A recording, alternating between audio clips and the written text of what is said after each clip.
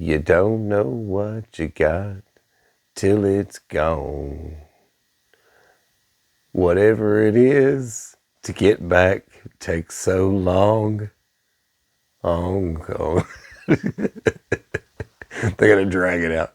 That's Cinderella. Don't know what you got till it's gone. Now, I'm sharing that because the wartime efforts, and there's, gosh, there's so many people that are not paying attention to what's going on, and it's going to be bad. It's going to be really bad. The draft thing is real. That is real. And the enlistment age bumped to 42.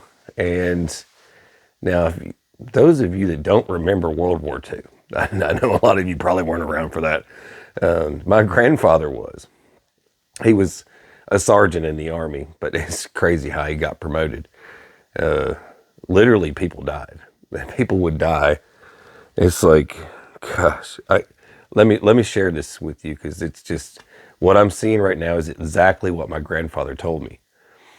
My grandfather was a good man. He's a really good man, tough dude. You'd hate to get in a fight with him, trust me. But in his time, from his time in the Army and before that, and he had actually been drafted, I believe.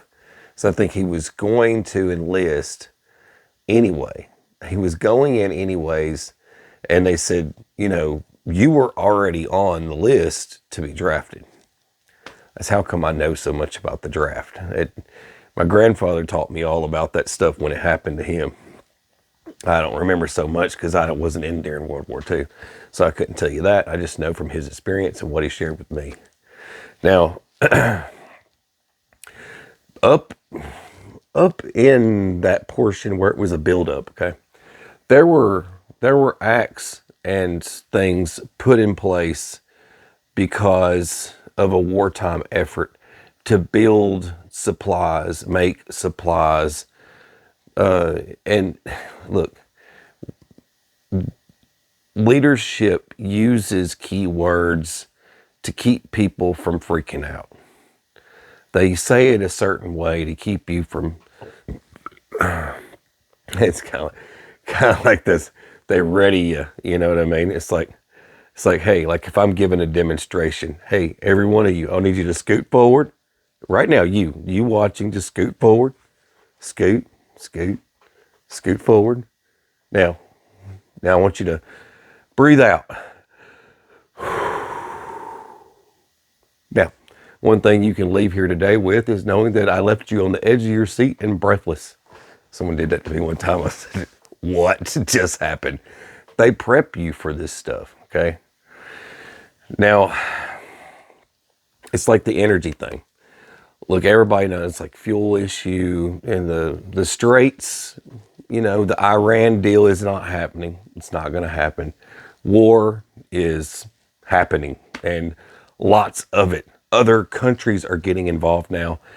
No one's talking about it. The headlines are coming out like spit headlines of this and that and whatever else, but no one is going to broadcast it on a broader scale for everyone to sit down eating popcorn going, yeah. So you got everyone is involved in this, and it's getting really ugly, and it's just going down. And I'm assuming that we're just on the front of we don't care anymore. We're just doing what we want now. So you need to remember that and think about it. So the War Times Acts are going into place, and these are not some things that have to be approved or anything. They're just going to send them out. These are like the first up is the energy thing. They're going to strike any red tape that would have involved anything to do with the lack of energy. So that's building up coal, that's building up oil, that's building any little sneaky little trick that can be done to supercharge that system and make America rip that sucker open. It's going to happen now. So anything, and that was done during World War II. That wasn't a new thing. That was something that was already done for. Everything is, in all the headlines that I read where it says, hasn't been seen since World War II. All of the headlines that say, has not been seen since World War II. Japan, they're back to trading arms. What was the agreement? They're not supposed to do that. They're doing it now. They don't care. It's crazy. Automakers. This wasn't just Ford and Chevy or anything like that. It was all of the automakers. The headlines that I had read, I shared them with you guys, where it was like just a couple of automakers. Everybody's like, Ford. Oh, come on, man. Why can't it just be Dodge or somebody? It's like, Chevy's not bad, okay? It's like, yeah, some things maybe could be changed on that. But it's like, oh, please don't pick the Jeep. I'm just kidding. My wife drives a Jeep. I have to mess with her. She's one of those, it's got ducks all over the dashboard. So here's the thing. They sat down with all the automakers and they want weapons. They want weapons. It's the same thing. It's back from World War II. Here we are again. It's like, you're going to stop making Jeeps. You're going to make tanks. You're going to stop making Silverados and you're going to make Humvees. You know, it's just it's back at this again. And the folks that are slated to do whatever else, well, guess what? You know, the civilian ammo shortage is going to happen. For those of you out there that like to shoot guns, there's going to be an ammo shortage because all of that's going to the military. Because we ain't done. We ain't done. And all this stuff that I'm reading that's like hasn't been seen since World War II. Yeah. And no one's reading those. Guys like me read those. Veterans read those. You know, other veterans, you know, like myself, you know, we all read those types of things. We try to stay on top of, hey, what's going on? You want to keep your finger on the pulse. You want to know what's going on, because when the uptick happens and things change, your environment changes. And if you don't pay attention to what's going on, you're going to be sitting there one day and it's like, you're going to see, I've already saw the cost of everything go through the roof, and hey, ain't much changed to me. I raised 4 kids, so not much has changed for me. The cost of raising one child to age 18, they say, is almost $400,000. That's $400,000 from day one all the way up to age 18. That's how much it costs now, right now, because it's like a 28% increase from what it was. Those of you guys out there that already raised your kids, congratulations, because you don't have to deal with what I'm dealing with, because the price of everything's so expensive. Now, preps. I can harp all day about preps. Look, man, if it's a consumable, if it's something that's going to run out, you just put your thinking cap on, sit in the corner for a second, and think, if it's something I have around here, I'm probably going to run out of. It can be as something simple and stupid as just your coffee. If you think your coffee's going to run out, go ahead and stock that thing up. It's real freaking simple when you want to apply your, prepping, you want to be a little prepping going on. That's how you do it. All you got to do is just think about those little doodads. They build up. So this goes with lawnmower oil all the way down to diesel fuel and anything you got that might run out of gas. There you go. Fuel, food, beans, bullets, Band-Aids. Anyway, so just go ahead and put that on your list. That's real simple. But it's coming.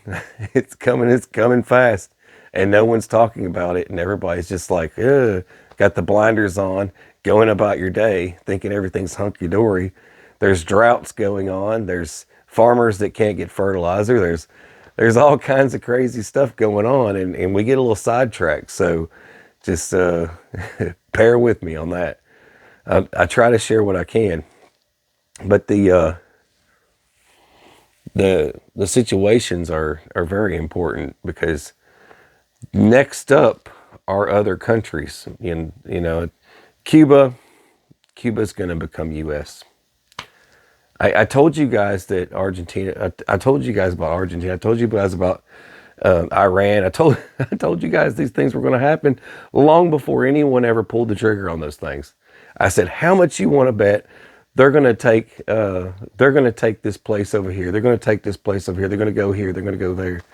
You know, you you think you just think it's like they're not going to let those places just sit there because no one's really leading them, and their military's degraded. It's the best place to take. What strategic advantage do we have if we just plop our butts there? See what I mean? And that's what's going on right now. And we're in the do not care stage. So it's just going to keep going and escalating. So you better just be ready for any downfalls that happen from that. And this goes with from anything from food to fuel. So keep that in mind. And also the little things you might not be able to get. There's situations that are so crazy right now, like between like Canada and the U.S., like the embargo trading.